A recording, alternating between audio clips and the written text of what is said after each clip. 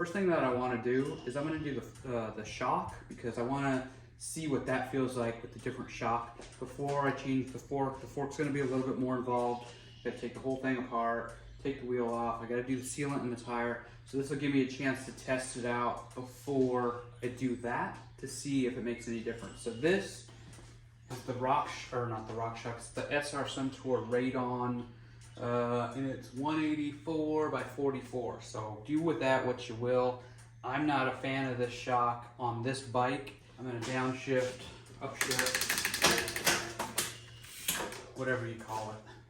Lowest gear, and take the wheel off because it makes it a little easier.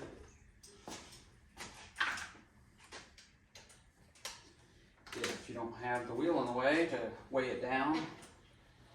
I'll do the same thing in the front, even though we're doing a full fork in the front. We'll still take the tire off just to make it easier to get the full fork out. So we'll set our tire to the side. I'm gonna go ahead for the sake of safety, not that it's not gonna be safe, but I'm gonna let the air out of the shock. That way, I normally don't work with the bike that high. I was doing brake cable on the Ozark Trail Ridge. Last night I was re-putting the brake cable through. I took the brakes off of here, putting them through there, so I had it up so I could see underneath those little cover things. All right, so we're gonna start by removing these bolts. It's not that one. So this is a 5 mil on top and on bottom. So hopefully that's the part that I should think about before I even start doing this. I mean, it doesn't matter, I'm gonna have to do it eventually. But the hardware, the bushings and the spacers and all that stuff, don't know if this is gonna work. So I may have to do like a separate video to make sure this isn't like super long. I don't know, I'll show you the whole process, but we'll cut and slice and dice what we need to. So I need another 5 for the back side here. And these are correct threads, so lefty loosey will get you going. And then be prepared, if this is your second time doing it, this probably will drop, so you don't want to have your fingers like in here. From the factory, it's pretty stiff. And then from here, just kind of hold it, and you should be able to see how mine still stays. It's still super tight. So here's what I did on this one. I was kind of posted about this, but I had to file this side down to make it fit. These are not the originals. These are ones that I ordered. I don't have a link. I won't share a link because I don't know what you might need. I think it might be different based on whatever fork or whatever shock you're using. So here's just a quick shot of this. I don't recommend this shock because it doesn't seem to work very well with this bike. So let's grab the new one and see what we might need. All right, so here's the new one, and we'll kind of compare it side by side with the old, and it looks like it's pretty similar.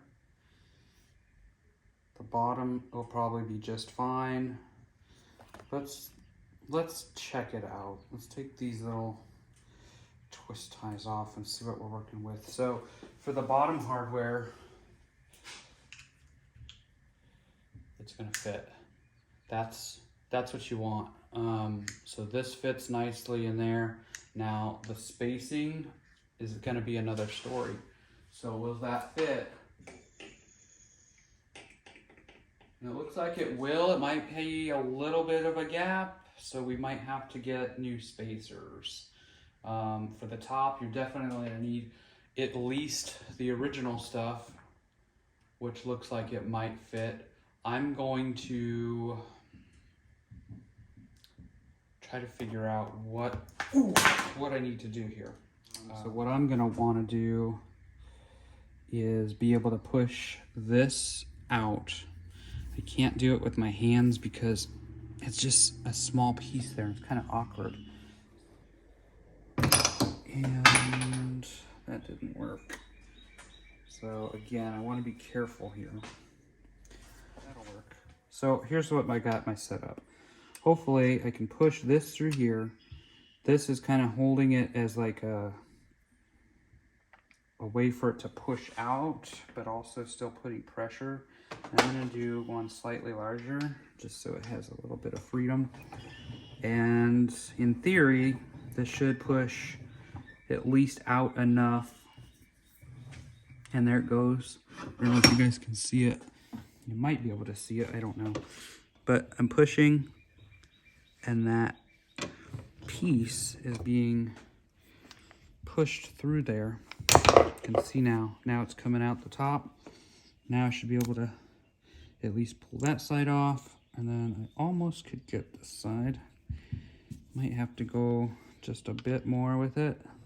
So they do make a tool for this, and I haven't invested in that because I don't do this enough to justify it. So the last time I had to do this was, a couple weeks ago, but then before that I've only done it one other time where I needed to get a bushing pushed out of a shock, and I went to a bike shop in Austin and they were able to do it for me for just a few dollars real quick. So one of those things that you may or may not want to invest in. So from there, as you can see, we are now able to remove this piece, and hopefully, I'm just gonna leave all this here. Hopefully this will fit and accommodate our new piece. That doesn't fit. Can't see it. So this is where it gets a little tricky. Now,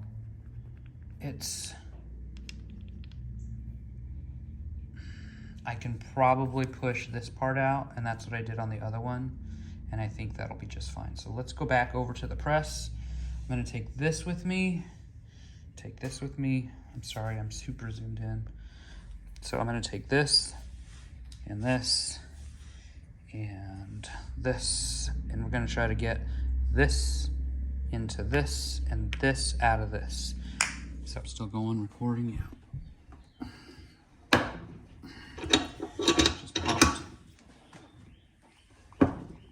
Man, it's in there. So I'm assuming that it's coming out. So it's getting a little easier.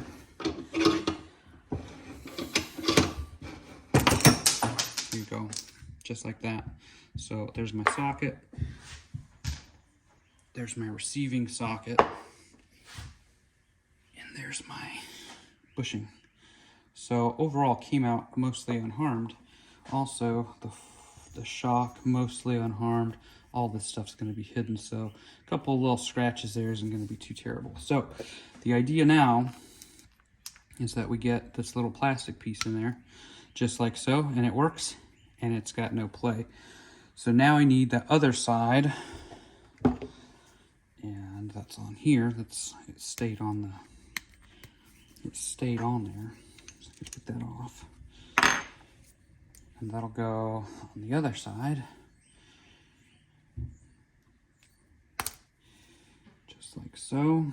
And then I could take my other side, and hopefully this is gonna fit. That was already on there, and that should fit somewhat like that. And now we should be able to get this in the bike. Come back up to the bike. So I'm gonna put the bottom in first, and it looks like it doesn't quite fit. That is annoying. Oh, all right, so now I need to figure out the bottom. All right, guys, so what I had to do, so anyway, I want to tell you real quick, to get this piece on, I need this width of spacers. So the spacers that came with it are so close, but there's gonna be some play. So I took my file, and I had to file out the inside of this just a bit until it was just enough to where I could slip it over the top of the existing bushing or whatever that metal piece is that's in there.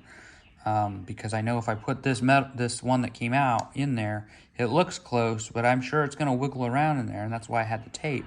So by doing this, I should be able to get it in there noise-free. So I'm gonna have to file down this side, the inner diameter, so that way it fits over that piece, and then we'll get it put on there. So I'll come back with that. All right, guys, so finally got that on there. Now, hopefully, once I put this in there, it's gonna fit. So let's try that now. Slide this in, so that bottom piece fits a little bit better now. The top piece, remember, it was a little tight initially. I'm gonna line up the top first.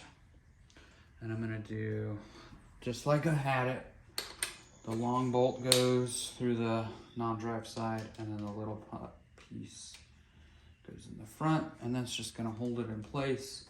And it feels like it's gonna be just fine. So same thing on the back.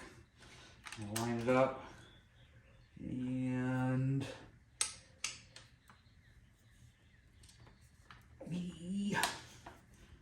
oop. Dummy. I was pushing and pulling this out at the same time. So the need is about right there. Just like that. And that's looking pretty cool in there so far. Have a nice little access port there for the air.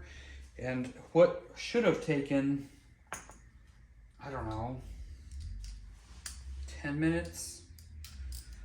A normal bike shock swap should take you 10 minutes if you don't know what you're doing.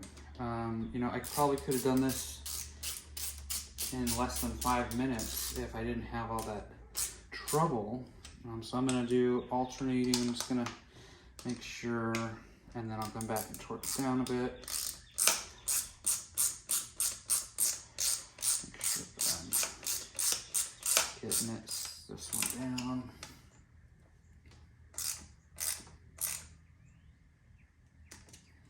So that feels pretty good. The wheels on. Make sure the gearing is good. Okay, we're gonna pull out here. Kind of see it gives a little bit there. And I should start it.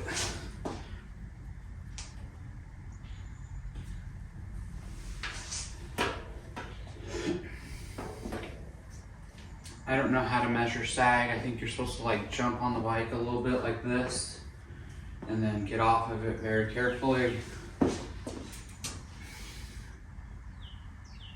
Yeah, I don't know how to do all that, but